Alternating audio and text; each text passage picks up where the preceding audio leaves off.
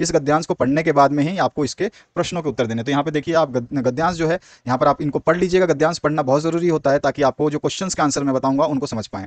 तो उपयुक्त गद्यांश का उचित शीर्षक जो है आपको बताना है। तो उचित शीर्षक जो है इसका हो जाएगा सुख और दुख। उचित शीर्षक की बात हो रही है तो यहाँ पर जो ए ऑप्शन है ये करेक्ट हो जाएगा, उचित शीर्षक सुख और दुख। इसके बाद दूसरा क्वेश्चन जो है सुखी कौन है, तो सुखी कौन होगा, तो यहाँ पे आंसर हो जाएगा सुखी वह व्यक्ति है जिसका मन वश में है।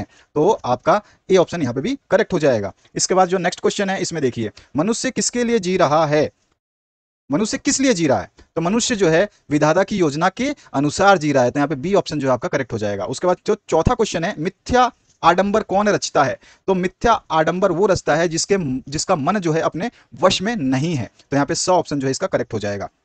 पांचवें क्वेश्चन की बात करते हैं। इसमें पूछा गया है अबोध कौन है, तो अबोध कौन है इसमें, तो सीधा सीधा हम कह सकते हैं कि जो समझता है कि वह दूसरों पर उपकार कर रहा है वो अबोध है। तो यहाँ पर जो है ऑप्शन आपका करेक्ट हो जाएगा। इसके बाद आते हैं हम नेक्स्ट क्वेश्चन की तरफ। जो क्वेश्चन आपका नेक्स्ट है 6 नंबर। इसमें क्या है सुख और दुख क्या है, तो सुख और दुख जो है मन के विकल्प हैं। यहाँ पर 100 ऑप्शन जो है करेक्ट हो जाएगा। सुख और दुख क्या है, मन के विकल्प हैं। इसके बाद दूसरा जो आपका क्वेश्चन है इसमें क्या दिया गया है कि इसमें अपठित पद्यांश को पढ़ना है। ये पद दिया गया है रोना और मचल जाना भी क्या आनंद दिलाते हैं। तो इस तरह से आपका ये टोटल छोटा सा गद्यांश है। इस पद्यांश से पद को पढ़ने के बाद में जो 7वां प्रश्न पूछा गया उसके आंसर आपको देने हैं। तो देखिए 7वां प्रश्न क्या पूछा गया है। अगर आप इस पद्यांश को पढ़ना चाहते हैं तो एक बार जरूर इसको यहां से लेकर के यहां तक जरूर पढ़ लें और आवश्यक होता है इन सब चीजों को समझना।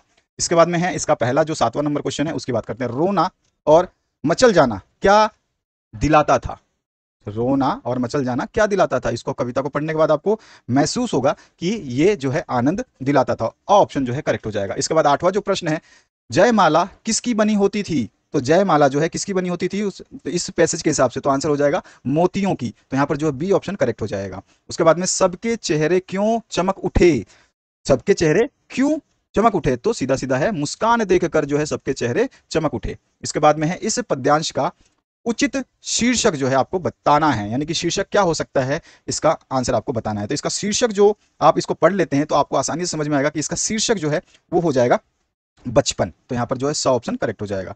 इसके बाद जो है आपका 11वां क्वेश्चन। इसमें आपसे क्या पूछा गया है दादा ने कवित्री को क्या दिखलाया, तो वहां दादा ने जो है कवित्री को चंदा दिखलाया। तो यहाँ पे ऑप्शन जो है करेक्ट हो जाएगा। इसके बाद 12वां जो क्वेश्चन है इसमें है नैन नीर युक्त का अर्थ क्या है, ये आपको बताना है, ठीक है ना। तो इसका अर्थ जो है आपको बताना है और पैसेज अगर आपने पढ़ लिया है तो आंसू भरी आंखें है, ठीक है। तो द ऑप्शन जो है करेक्ट हो जाएगा।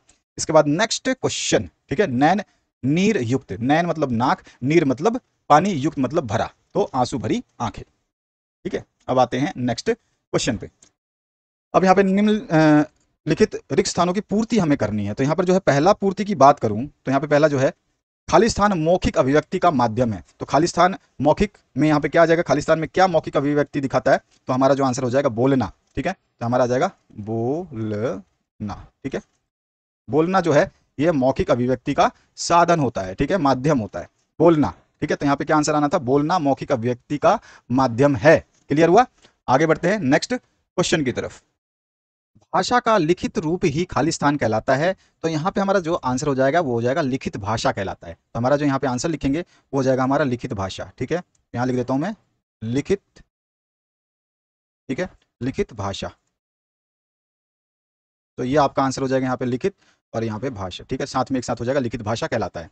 इसके बाद में तीसरा क्वेश्चन जो है इसमें पूछा गया घोड़ा सवारी के काम आता है, वाक्य में खालिस्तान शब्द शक्ति है। तो इसमें कौन सी शब्द शक्ति है, तो आपको अच्छी तरह से याद होगा, ये इसमें आ रही है अभिधा, ठीक है ना, अभिधा शब्द शक्ति, ठीक है, अभिधा शब्द शक्ति।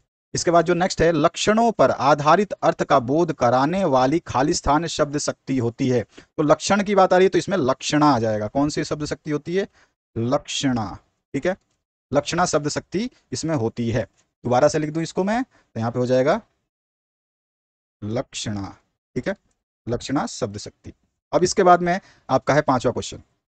चारुचंद्र की चंचल किरणें उक्त काव्य पंक्ति में खालिस्तान वर्ण की आवर्ती के कारण खालिस्तान अलंकार है।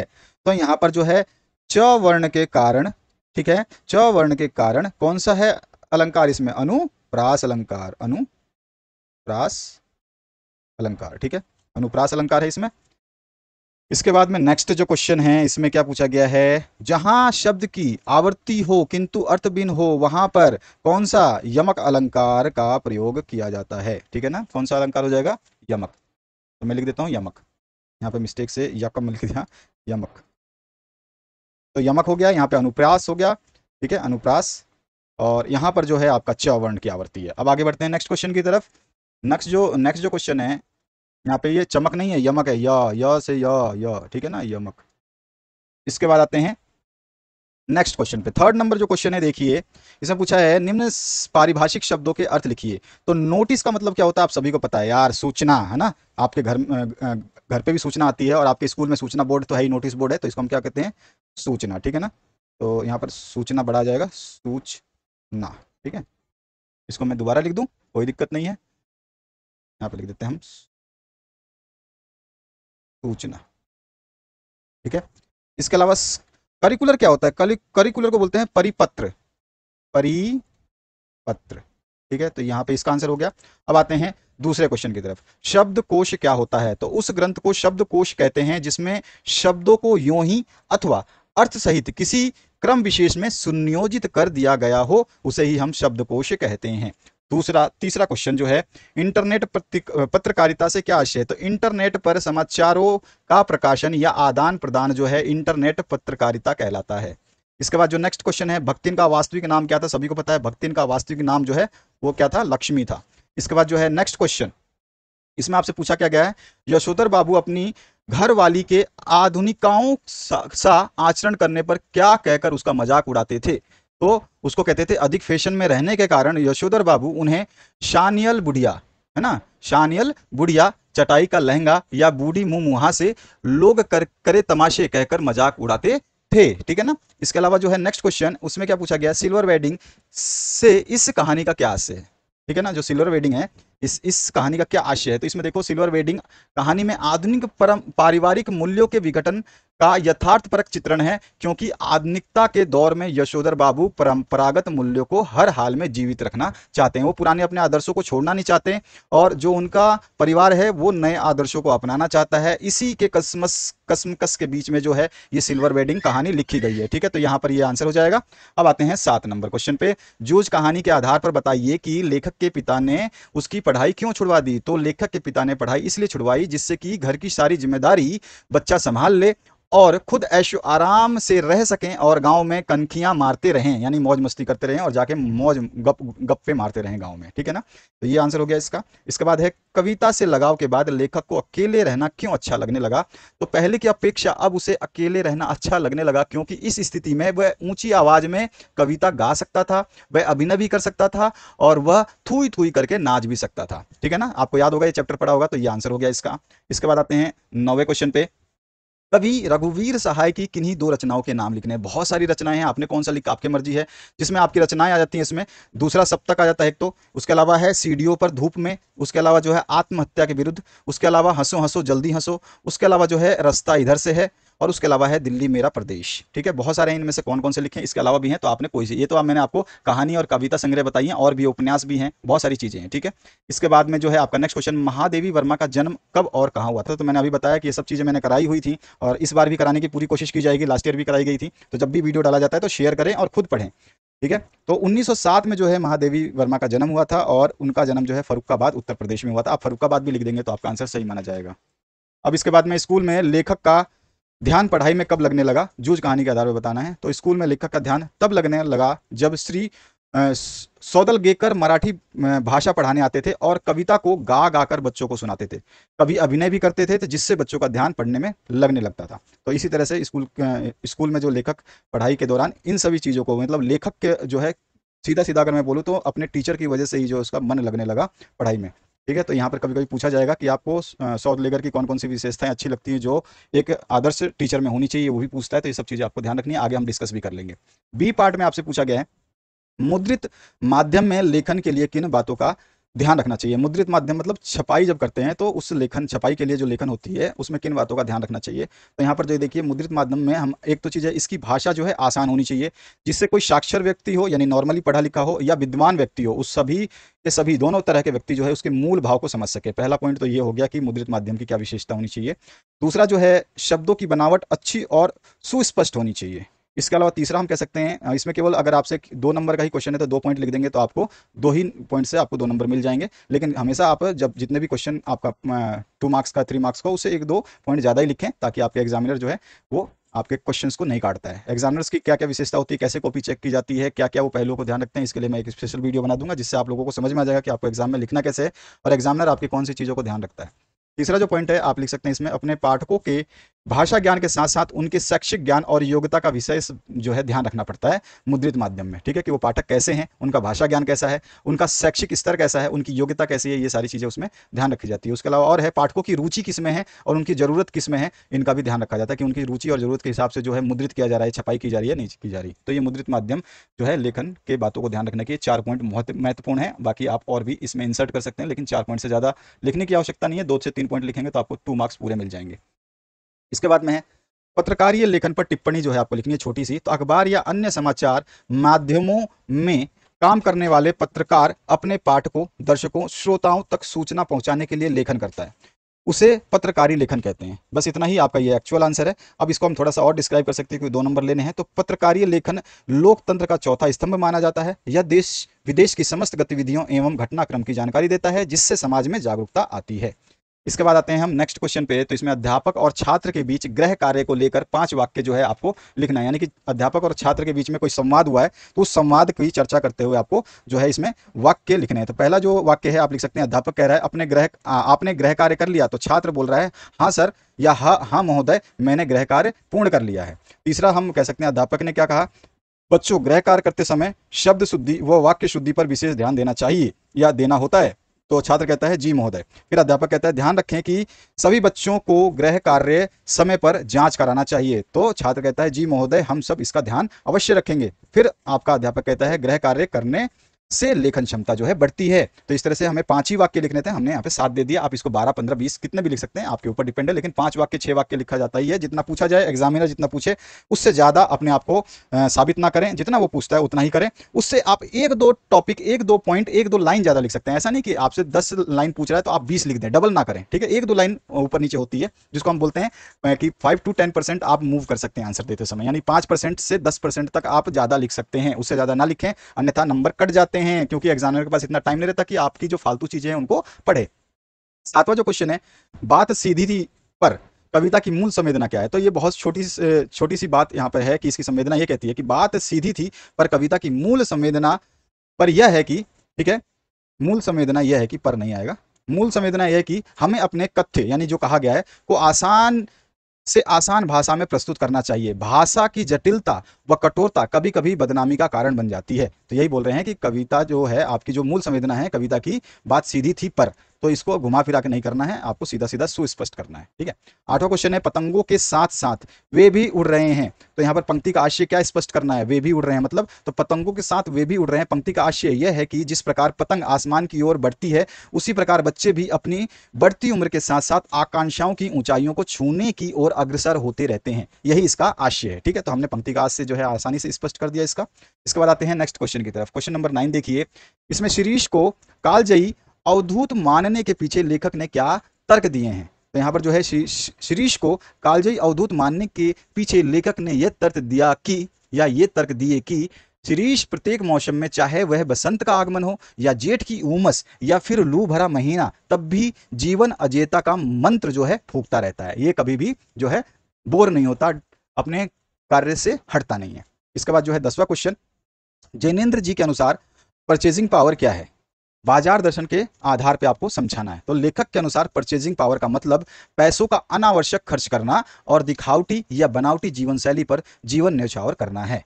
ठीक है, ये परचेजिंग पावर का जो है यहाँ पर पूछा गया है जैनेन्द्र के अनुसार, तो उन्होंने यही चीज पूरे पुस्तक में यही चीज बताई है, बहुत मोस्ट इंपॉर्टेंट लाइन है। इसके बाद में है, यशोधर बाबू ऑफिस से घर लौट लेट क्यों पहुंचते थे। तो यशोधर बाबू इसलिए लेट पहुंचते थे क्योंकि एक तो उनकी घड़ी जो है गलत समय बताती थी, और वह 5 बजे के बाद अपने जूनियरों से मनोरंजक बातें करके दिन भर के शुष्क व्यवहार का निराकरण करते थे। दिन भर की थकावट को मिटाते थे आपस में जो है मजाक करके। इसके बाद में 12वां जो क्वेश्चन है, दत्ताजी राव ने लेखक की मदद किस प्रकार की? जूझ कहानी के आधार पर आपको बता देना है। तो दत्ताजी राव ने लेखक के पिता को समझाया कि वह बच्चे को स्कूल भेजे, उसके लिए पुस्तकों की व्यवस्था भी की और कुछ समय फीस भी भरी। दत्ताजी राव ही उसे अंधकार से प्रकाश की ओर लेकर आए। ठीक है, भरी है यहाँ पे, कुछ समय फीस भी भरी। यहाँ पे भ कर लेना, थोड़ा ध्यान रखना, कहीं कहीं अगर हिंदी मिस्टेक हो तो थोड़ा सही कर लेना, क्योंकि हम बनाते समय सोल्यूशन में मिस्टेक होता है। भरी, और दत्ताजी राव जो है उसे अंधकार से प्रकाश की ओर लेकर आए। इसके बाद खंड स जो है आपका सेक्शन सी शुरू होता है। इसमें क्या पूछा गया है? कैमरे में बंद अपाहिज कविता में प्रदर्शनकर्ता का क्या उद्देश्य रहा है? उसके स्थान पर यदि आप होते तो साक्षात्कार किस प्रकार से लेते? 3 अंकों का प्रश्न शुरू हो चुका है। देखिए, कार्यक्रम संचालक हो, प्रश्नकर्ता हो या निर्माता हो, इन सभी का एक ही उद्देश्य होता है, अपने कार्यक्रम को लोकप्रिय बनाना, ताकि वह धन और प्रसिद्धि प्राप्त कर सके। इस उपलब्धि के लिए उसे चाहे कोई भी तरीका क्यों ना अपनाना पड़े, वह अपनाता है। कविता के आधार पर यदि शारीरिक रूप से चुनौती का सामना कर रहे व्यक्ति और दर्शकों दोनों दोनों एक साथ रोने लगेंगे तो इससे सहानुभूति बटोरने का संचालक का उद्देश्य पूरा हो जाता है और जो है समाज उसे अपना हितैषी समझने लगता है तथा इससे उसे धन और यश दोनों मिलता है। ठीक है, ये तो हो गया कैमरे में बंद अपाहिज में जो प्रश्नकर्ता का क्या उद्देश्य होता है। ये अगर हम रहते तो क्या करते हैं, तो उसके स्थान पर यदि हम होते तो शारीरिक रूप से चुनौती का सामना कर रहे व्यक्ति के प्रति हमारे मन में मान सम्मान की भावना होती तथा हम उससे वही प्रश्न पूछते जिससे उसके स्वाभिमान को ठेस ना पहुंचे। ठीक है, अगला जो क्वेश्चन है इसका अथवा पाठ भी पूछा गया है। तो अथवा पाठ में क्या पूछा गया है, देखिए, उषा कविता के आधार पर बताइए कि कवि ने किन किन उपमानों का प्रयोग कर कविता को गतिशीलता दी है। इनके आधार पर अन्य किन उपमानों का प्रयोग किया जा सकता है? तो देखिए, कवि ने नीले शंख, राख से लिपा हुआ गीला चौका, सील, स्लेट, नीला जल और गोरी युवती की मखमली देह आदि उपमानों को देख करके यह कहा जा सकता है कि उषा कविता गांव की सुबह का गतिशील शब्द चित्र है। इन्हीं उपमानों के माध्यम से कवि ने सूर्योदय का गतिशील वर्णन किया है। ठीक है ना, इन्हीं के आधार पर जो है इसका वर्णन किया है सूर्योदय का, और ये उपमान भी कविता को जो है गति प्रदान करते हैं। इसके बाद जो है आपका next question 14 number, Bhagat ji का आचार समाज शांति और समता की स्थापना में किस प्रकार सहायक हो सकता है? तो जो मतलब उनका भगत जी का जो व्यवहार था बाजार के प्रति वो किस प्रकार सहायता करता है? तो देखिए, भगत जी जैसे व्यक्ति समाज में शांति लाते हैं, क्योंकि इस प्रकार के व्यक्तियों की दिनचर्या संतुलित होती है और ये ना ही बाजार के आकर्षण में फंसकर अधिक से अधिक वस्तुओं का संग्रहण और संचयन करते हैं, जिसके फलस्वरूप मनुष्यों में न अशांति बढ़ती है और न महंगाई बढ़ती है, अतः समाज में शांति बनी रहती है। यही सार्थक अर्थ आपको बताना था भगत जी के आचार जो है समाज शांति और समता की स्थापना कैसे करते हैं, कि भगत जी जो हैं ये क्या है, ये अत्यधिक मोहित नहीं होते, अनार्थक जो है पैसे नहीं खर्च करते, जिस काम के लिए हो गए हैं वही काम करते हैं, कोई भी बाजार के आकर्षण में फंस के कोई भी अधिक वस्तुओं का संग्रहण या संचय नहीं करते जिससे महंगाई नहीं बढ़ती, और जो है सभी लोगों का मन, उनका मन जो है वो शांत रहता है, और इस प्रकार से जो है वो पूरी समाज की शांति और क्षमता में जो है एक योगदान देते हैं। ठीक है, अथवा पाठ इसका आया था जिसमें पूछा गया ढोलक की थाप मृत गांव में किस प्रकार संजीवनी भरती थी? पठित कहानी पहलवान की ढोलक के आधार पर जो हमें लिखना है। तो देखिए, गांव में महामारी फैलने और अपने बेटे के देहांत के बावजूद लुट्टन पहलवान ढोल बजाता था। ढोलक की आवाज से रात की विभीषिका और सन्नाटा कम होता था और महामारी से पीड़ित लोगों की नसों में बिजली सी दौड़ जाती थी। उनकी आंखों के सामने दंगल का दृश्य उभर कर आ जाता था और वे अपनी पीड़ा भूल जाते थे तथा खुशी खुशी मौत को गले भी लगा लेते थे। इस प्रकार ढोलक की आवाज मृत प्राय गांव वालों की नसों में संजीवनी शक्ति को भर बीमारी से लड़ने की प्रेरणा भी प्रदान करता था। इसके बाद जो है सिल्वर बेडिंग कहानी में यशोधर बाबू और उनकी पत्नी के बीच वैचारिक अंतर में पीढ़ी के बीच का वैचारिक अंतर दिखाई देता है। उदाहरण द्वारा आपको स्पष्ट करना है। तो देखिए, हम जब यहाँ पे बातें करेंगे इसी में उदाहरण भी दे देंगे और स्पष्ट भी कर देंगे। यशोधर बाबू की पत्नी समय को अच्छी तरह पहचानती है और वह जानती है, यानी कि यहाँ पे देखिए इसकी पत्नी तो जानती है समय का अंतराल की बात कर रहा है कि ये वैचारिक बीच में वैचारिक जो अंतर दिखाई देता है उसको हमें समझाना है। ठीक है ना, तो उनकी पत्नी जो है समय को अच्छी तरह से पहचानती है। वह जानती है कि बच्चों की सहानुभूति तभी प्राप्त की जा सकेगी जब बच्चों की सोच के अनुसार जो है चला जाए, क्योंकि समय बदल रहा है। परंतु संयुक्त परिवार के साथ उनका अनुभव सुखद नहीं रहा, क्योंकि वो पूरी फैमिली के साथ रहती थी। यशोधर बाबू थे, बच्चे थे, वो खुद थी, तो पूरा संयुक्त परिवार था, लेकिन फिर भी उनका अनुभव अच्छा नहीं रहा, क्योंकि यशोधर बाबू जो है पुराने ख्यालात के थे और जो उनके बच्चे थे वो नई पीढ़ियों के साथ चलना चाहते थे, और उनकी माता जो है बच्चों की बातें मानती थी। तो इस तरह से जो है दोनों में गैप दिखता था, यशोधर बाबू में और उनकी पत्नी में। उसकी जो इच्छाएं थी वो अतृप्त रही थी, जो भी उसकी इच्छा थी यशोधर बाबू की पत्नी की, वो अतृप्त रहती थी, क्योंकि वो उसको जो है उस कहाँ पे सुख का अनुभव नहीं था, उसकी बातें नहीं कोई सुनता था, उसकी बातें कोई मानता नहीं था, उसका ज़्यादा उसको जो है पुराने ज़माने की औरत कहा जाता था। उसके अनुसार जो उसकी पत्नी है उसके अनुसार उन्हें आचार व्यवहार के ऐसे रोक टोक में रखा गया मानो वो जवान औरत नहीं बुढ़िया थी। अब वह बेटी के कहने के हिसाब से कपड़े पहनती हैं, वह बेटों के मामले में दखल भी नहीं देती हैं। दूसरी तरफ यशोधर बाबू स्वयं को बदल नहीं पाते, वे सदैव किसी न किसी उलझन के शिकार हैं, वे सिद्धांतवादी हैं, इसी कारण वे परिवार के सदस्य से तालमेल नहीं बिठा पाते हैं। उन पर किशनदा का प्रभाव है जो परंपरा को ढोते हुए अंत में फटेहाल गिरे। ठीक है, यहाँ पे इसको गिरे कर लो, फटेहाल गिरे। वे संयुक्त परिवार भारतीय परंपराओं को बनाए रखना चाहते थे, परंतु परिवार उन्हें निरर्थक मानता था क्योंकि वो पुराने जमाने के हिसाब से चल रहे थे।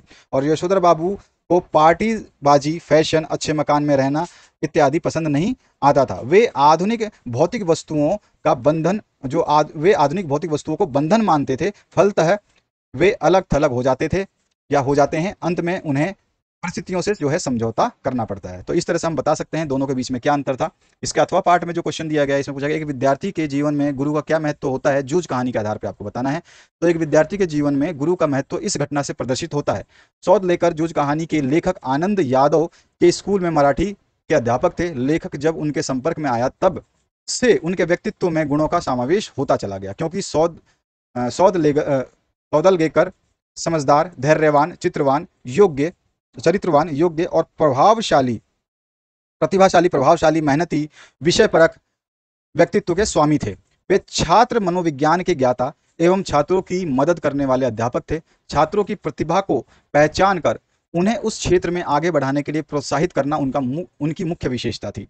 उन्होंने जूझ के लेखक की हर तरह से मदद की। बिना उनकी सहायता प्राप्त हुए जूझ कहानी का लेखक आनंद साहित्यकार नहीं बन सकता था। श्री सौदलेगर के व्यक्तित्व के आधार पर हम एक सच्चे अध्यापक का छात्र के जीवन में महत्व को भली भांति समझ सकते हैं। तो यही चीज़ है जो हम जूझ कहानी के आधार पर विद्यार्थी के जीवन में गुरु का क्या महत्व है उसको बता सकते हैं। इसके बाद जो है अब अगला क्वेश्चन है, हरिवंश राय बच्चन का कवि परिचय देना है। तो हरिवंश राय बच्चन हिंदी भाषा के एक कवि और लेखक थे। इनका जन्म 27 नवंबर 1907 को उत्तर प्रदेश के प्रयाग यानी कि इलाहाबाद में एक साधारण कायस्थ परिवार में हुआ था। और उन्होंने सन 1939 में काशी विश्वविद्यालय से बीटीसी की डिग्री प्राप्त की और एमए की उपाधि बीटीसी तो की एमए उन्होंने पहले छोड़ दिया था, बाद में उन्होंने एमए भी किया। तो एमए की उपाधि प्राप्त करने के बाद में ये 1942 से 1952 10 साल तक इलाहाबाद विश्वविद्यालय में प्राध्यापक यानी कि आपके प्रधानाचार्य के पद पर कार्यरत रहे थे। और वे हिंदी कविता के उत्तर छाया काल, ठीक है, उत्तर छायावाद काल के प्रमुख कवियों में से एक हैं। उनकी सबसे प्रसिद्ध कृति मधुशाला है, बहुत मतलब प्रसिद्ध है ये मधुशाला, ठीक है। मधु इनके जो भी हैं वो ज़्यादातर कृतियाँ जो हैं मधु के नाम से ही हैं। मधुशाला है और एक दो और है मधु के नाम से ही है, ठीक है। और इनकी प्रतिभा और साहित्यिक सेवा को देखकर भारत सरकार ने इनको पद्म भूषण की उपाधि से अलंकृत किया या सम्मानित किया। 18 जनवरी सन 2003 में वे इस संसार को छोड़ करके चिर निंद्रा में लीन हो गए। तो इस तरह से हमने कवि परिचय दे दिया। यहाँ पर अथवा में और पूछा था आपसे धर्मवीर भारती का, तो धर्मवीर भारती का लेखक परिचय देखिए। धर्मवीर भारती आधुनिक हिंदी साहित्य के प्रमुख लेखक, कवि, नाटककार और सामाजिक विचारक थे। इनका जन्म जो है इलाहाबाद शहर में 25 दिसंबर 1926 को एक कायस्थ परिवार में हुआ था। इलाहाबाद विश्वविद्यालय से प्रथम श्रेणी में एमए करने के बाद इन्होंने इलाहाबाद विश्वविद्यालय से ही जो है पीएचडी की उपाधि प्राप्त की। वे एक समय की प्रख्यात साप्ताहिक पत्रिका धर्मयुग के प्रधान संपादक भी थे। जो मतलब एक समय में जो है वो एक साप्ताहिक पत्रिका निकलती थी जिसका नाम था धर्मयुग, उसके प्रधान संपादक भी रहे थे। डॉक्टर धर्मवीर भारती को सन 1972 में पद्मश्री से सम्मानित किया गया था। उनका एक उपन्यास है गुनाहों का देवता, जो कि सदाबहार रचनाओं में से मानी जाती है। अगर आप इसको पढ़ना चाहें तो एक बार पढ़ सकते हैं, ठीक है, बहुत अच्छी चीज़ है।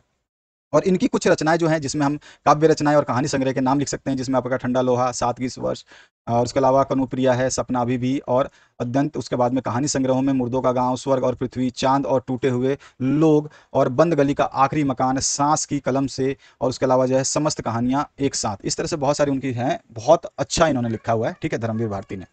इसके बाद में खंड 10 शुरू होता है। डी पार्ट जो है हमारा शुरू होता है, खंड सी देख चुके हैं, अब खंड डी पे आ चुके हैं। इसमें पद्यांश दिया गया है, जिंदगी में जो कुछ है जो भी है शहर से स्वीकारा है। आपको पढ़ते ही याद आ गया होगा, शहर स्वीकारा से लिया गया है। तो हमें जो है इसका आंसर जो है सॉल्यूशन करना है। और यहाँ पर जो प्रसंग पहले हम लिख देते हैं, तो इसमें है प्रस्तुत काव्यांश हमारी पाठ्य पुस्तक आरोह भाग 2 में संकलित कविता सहर्ष स्वीकारा है से उद्धत है।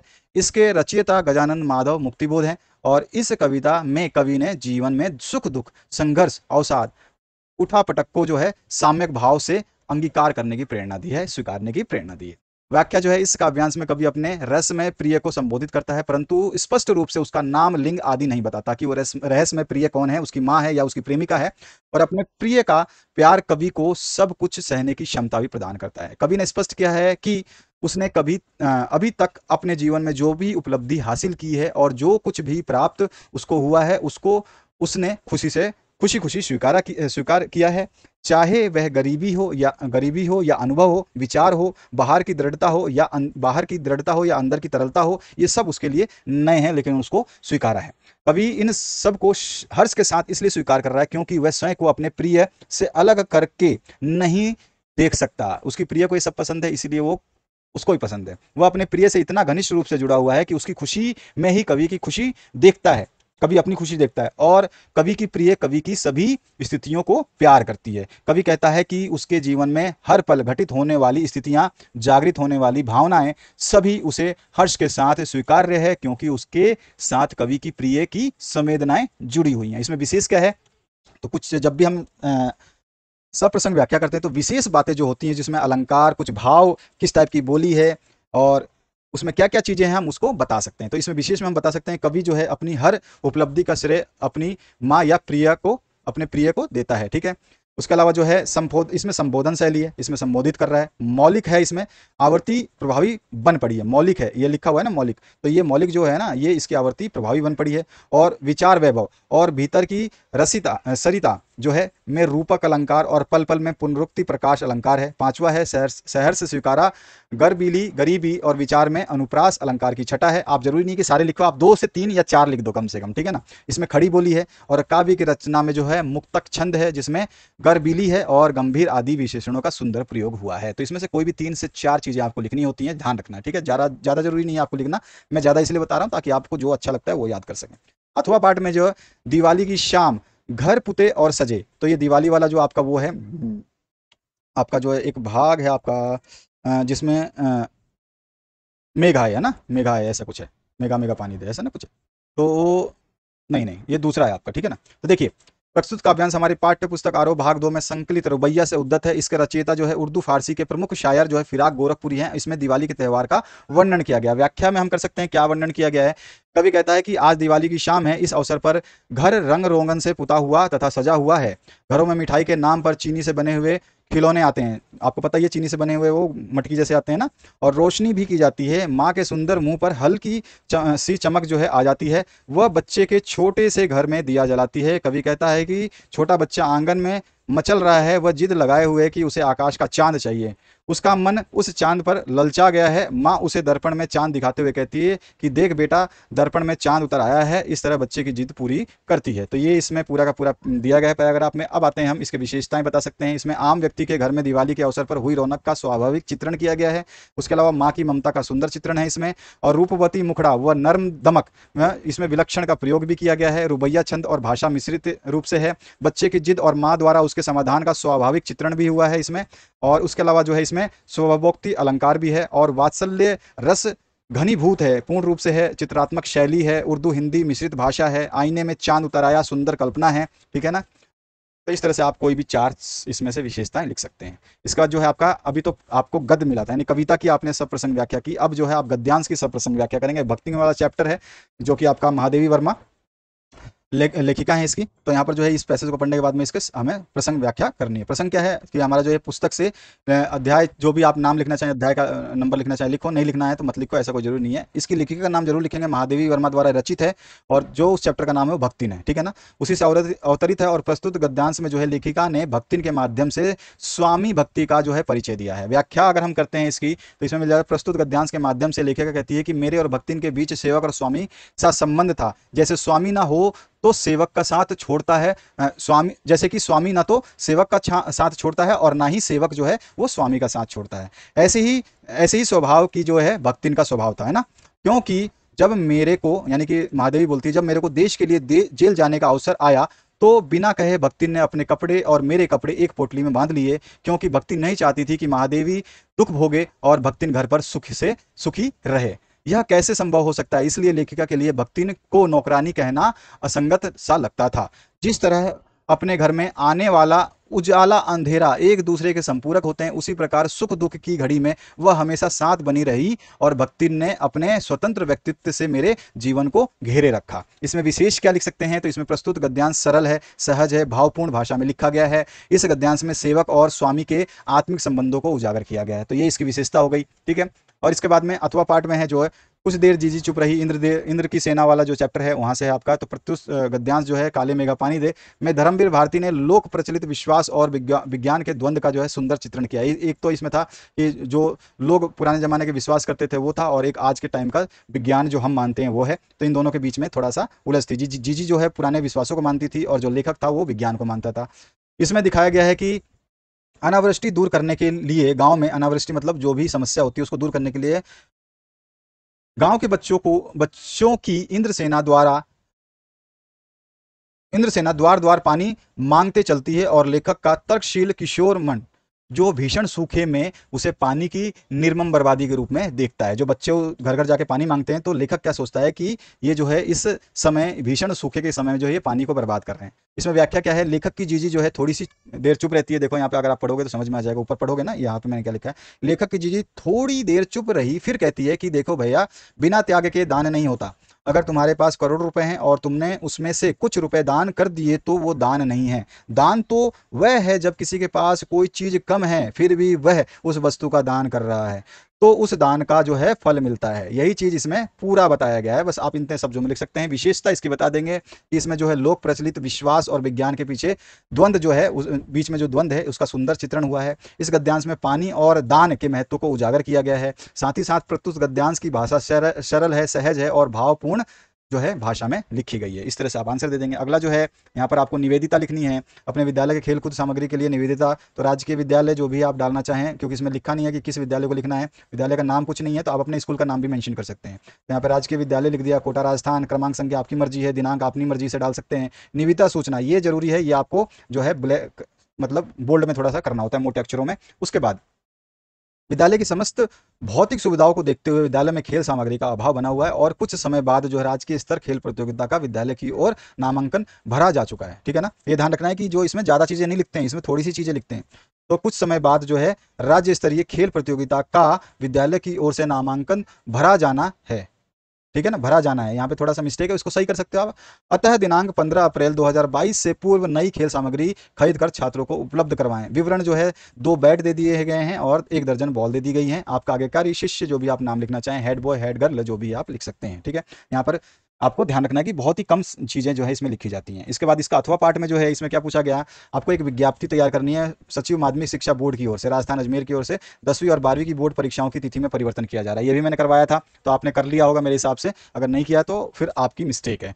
अगर आप चैनल पे एक्टिव रहते हैं तो हमेशा एक्टिव रहिए, जब भी वीडियो डालता हूं उसको जरूर पढ़िए। आपके बुक से क्वेश्चन जरूर मिलेंगे 100% श्योर। ठीक है, तो आपके बुक में जो क्वेश्चंस दिए जाते हैं उन्हीं के हम क्वेश्चंस को सॉल्व करवाते हैं, लेकिन वो क्वेश्चन सॉल्व करवाते हैं जो आगे आने वाले हैं एग्जाम्स में। ठीक है, उसी के हिसाब से तैयारी करवाई जाती है। तो यहाँ पे माध्यमिक शिक्षा बोर्ड अजमेर राजस्थान, तो हमने तो ये एड्रेस दे दिया। ठीक है, क्रमांक संख्या जो भी आपकी मर्जी है वो डाल दो, दिनांक आपकी मर्जी है वो डाल दो। ठीक है, और उसके बाद में विज्ञप्ति जो है आपको लिखनी है, इस तरह से विज्ञप्ति। ठीक है, ये लिखना जरूर है, मोटे अक्षरों में लिख देना इसको, विज्ञप्ति। ठीक है ना, मोटे अक्षरों में लिखना है ये विज्ञप्ति, निवेदिता, जो भी आप जो चीजें लिखते हैं ना इनको बहुत ही मोटे मोटे अक्षरों में लिखना होता है, या अंडरलाइन करना हो। ठीक है, माध्यमिक शिक्षा विभाग राजस्थान अजमेर द्वारा 10वीं और 12वीं बोर्ड की ली जाने वाली बोर्ड परीक्षा दिनांक 15 मार्च 2022 के स्थान पर 6 जून 2022 को आयोजित होगी। परीक्षा केंद्र व अन्य सूचनाएं यथावत रहेंगी। अन्य किसी प्रकार की सूचना हेतु संबंधित केंद्राधीक्षक से संपर्क करें। अबस सचिव, सचिव का नाम हमें नहीं पता तो हमने अबस लिख दिया, बाकी आप अपनी मर्जी से नागेंद्र, साकेत, सत्येंद्र, परवेंद्र जो भी आप लिखना चाहें लिख सकते हैं। ठीक है, तो इस तरह से आपका एक जो है विज्ञप्ति दी जाती है। ठीक है, क्लियर हुआ आपको? आगे बढ़ते हैं नेक्स्ट क्वेश्चन पे। ये पूरा विज्ञप्ति मैंने करवाया था कि इस तरह का विज्ञप्ति आपकी आएगी, आप लोगों ने जरूर देखा होगा। अब निम्नलिखित विषयों में से किसी एक पर निबंध लिखना है, तो कुछ तो इसमें है नहीं, आपकी मर्जी है। चाहे तो वर्तमान इंटरनेट की आवश्यकता जो है उसकी बता सकते हैं, जैसे कि आप अभी इंटरनेट पे जुड़ करके ये वीडियो देख रहे हैं। असम और राजस्थानी संस्कृति जो है इसमें भिन्नता क्या है, समानता क्या है, बेटी बचाओ बेटी पढ़ाओ ये वाला बता सकते हैं, या बढ़ती महंगाई पर जीवन पर प्रभाव जो है क्या पड़ रहा है। बढ़ती महंगाई का जीवन पर प्रभाव बहुत बुरा पड़ रहा है, आप सुन ही रहे हैं, रोजीना महंगाई बढ़ती जा रही है। तो महंगाई का जीवन पर प्रभाव जो हमने लिखा है इसमें सबसे पहले प्रस्तावना लिखेंगे। प्रस्तावना को यहाँ से लेकर के आप यहाँ तक पढ़ सकते हैं, ठीक है। इसको पढ़ लोगे तो आसानी से समझ में आ जाएगा। इसका फिर दूसरा पैराग्राफ में जो है थोड़ा सा और बचा हुआ पार्ट, उसको भी आप एक बार जरूर देख लें। जरूरी नहीं है कि जितना मैंने लिखा उतना ही लिखें, आप थोड़ा बहुत कम ज़्यादा कर सकते हैं, अपने लैंग्वेज में भी डाल सकते हैं। महंगाई बढ़ने के क्या क्या कारण हो सकते हैं उनको हम थोड़ा सा डिस्क्राइब करेंगे।